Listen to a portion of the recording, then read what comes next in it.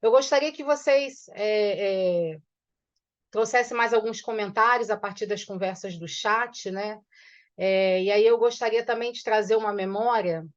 As mesmas reclamações que o pastor Bruno traz, a igreja traz com seus padres, irmãos, freiras, né? Dentro das suas comunidades. A gente está sempre na cozinha, está sempre na limpeza, né? Alguns aqui conhecem o padre GG, aqui do Rio de Janeiro também, no determinado momento denunciou o racismo institucional dentro da igreja, e o quanto que é importante essas vozes, né? Quais são os próximos passos? Também eu queria perguntar a vocês, diante de tanta resistência e luta. Elizabeth? Oi.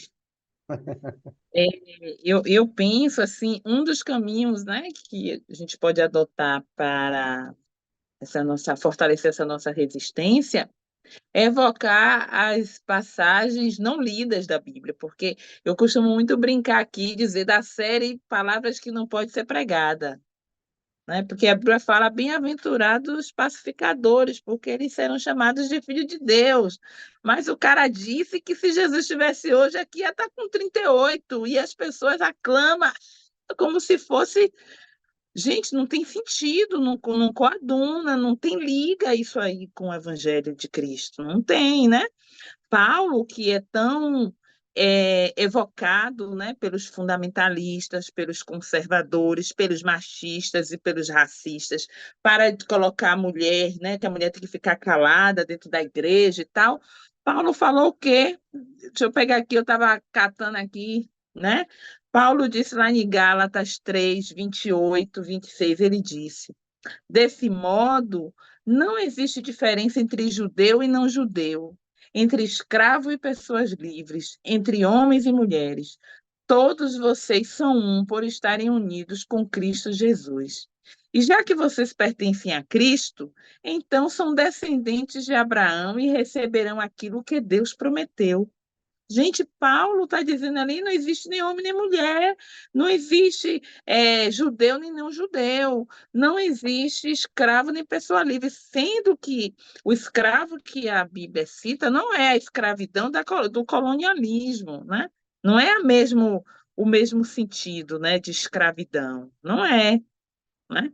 E aí essas palavras precisam voltar a circular dentro das igrejas, porque hoje em dia o pastor Bruno falou muito interessante aí que a gente precisa falar do evangelho a partir de Cristo. Eu fico observando algumas denominações só prega o Velho Testamento e é só Juízes, é todo domingo é Juízes, é Deuteronômio, é Juízes, é Deuteronômio. Fica ali preso naquela lei, né? Que Jesus veio aperfeiçoar, que Jesus disse, é impossível cumprir isso, né? Porque Jesus, em carne, ele quebrou paradigmas. A lei dizia, não pode fazer nada no sábado. Jesus foi lá e fez. Porque judeus não se dá com samaritana. Jesus foi lá conversar com a mulher samaritana. Porque o homem não pode ficar conversando com a mulher. Jesus foi lá e conversou, né? Marta e Maria, que é uma passagem também que é muito evocada dentro das nossas, né? Dentro das comunidades evangélicas. Eu sempre troco as duas, viu? Mas sempre falam daquela que ficou nos pés de Jesus, né? Louvam ela ficou ali, não sei se é Marta ou se é Maria, eu sempre troco. Ficou ali nos pés de Jesus, ouvindo e tal. Mas se você para pensar no contexto, ela era a desobediente, porque o papel da mulher não era estar ali sentada em sala ouvindo conversa de homem, não. Era para ela estar lá na cozinha. Era para estar lá no quartinho, nos fundos, né? Ela subverteu a lógica. Ela disse: não, não vou para lá para a cozinha fazer comida para homem nenhum, não. Eu vou ficar aqui ouvindo meu mestre. Né? Ela quebrou a regra. Ela estava em um lugar que era para homens.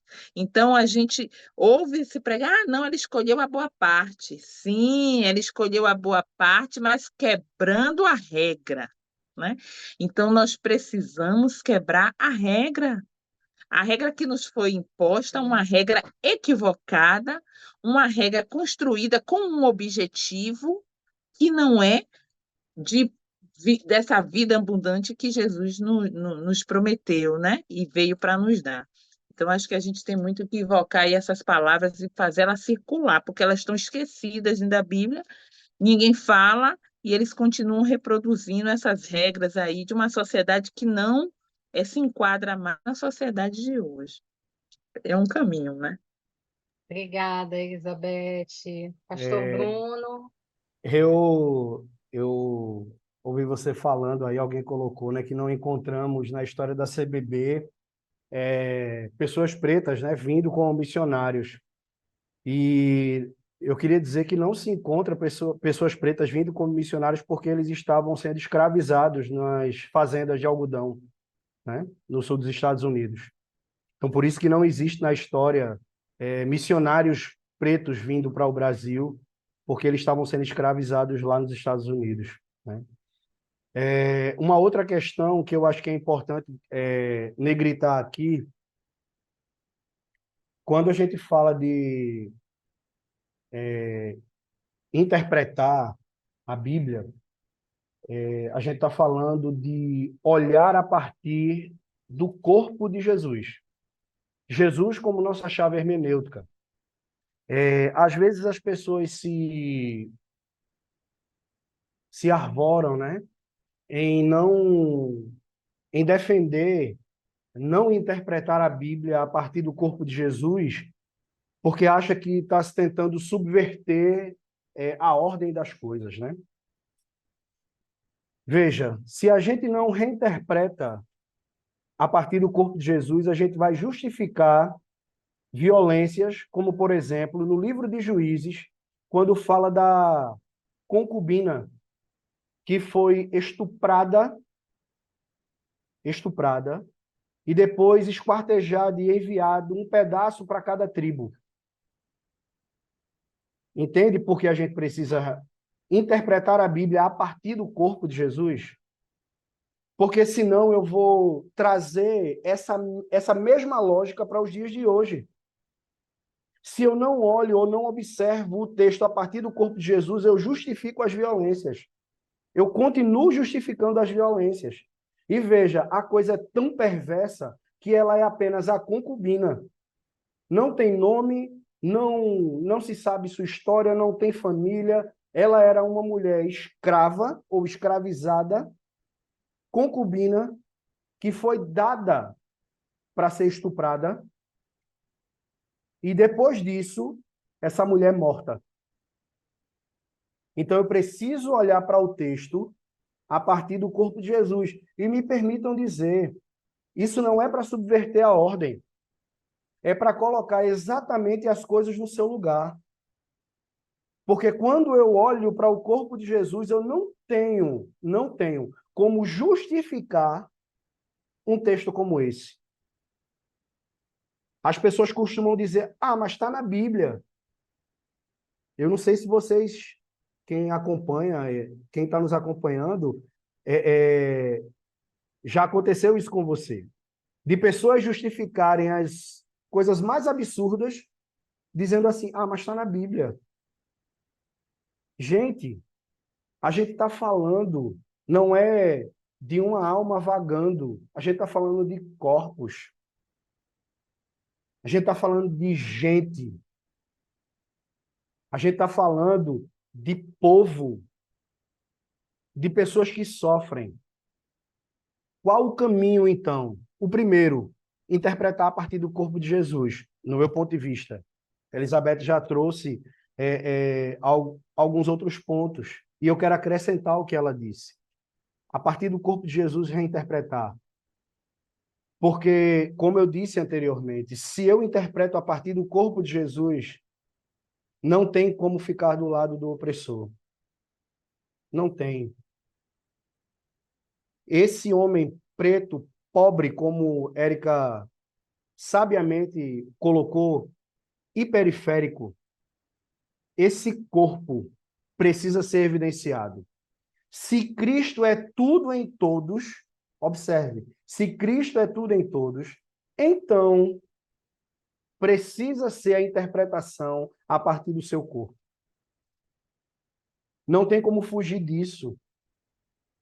Por isso que a teologia negra, ela vai reivindicar esse lugar, o lugar do corpo negro, o lugar do Jesus negro. James Cone vai falar sobre isso, o próprio Ron Nilson vai falar sobre isso. Então, olhar para essa teologia de corpos que precisam ser visibilizados, porque o corpo de Jesus é esse corpo que se evidencia. O texto bíblico diz que quando ele foi levantado e levado ao madeiro, ele atraiu muitos para si. Não é isso que o texto diz? Ele atraiu. Mas a hermenêutica utilizada por séculos tira o Jesus que é evidência e que atrai os nossos olhos para ele, para as coisas que são triviais, as coisas que não são, as coisas que são apenas periféricas. E periférico aqui nesse sentido de fato, que não faz a gente olhar para o corpo de Cristo nu em cima da cruz, morto pelo Estado, morto por causa da crueldade da religião da época, da sua religião. Alguém já disse que se Jesus viesse hoje, ele morreria em nome de Jesus. Então, o desafio, e aí por isso que eu quero insistir, não é reinterpretar, mas interpretar a partir do corpo de Cristo. Do seu corpo, que é um corpo vulnerável, de um corpo que é o corpo dissidente, é o Filho de Deus atraindo muitos para si.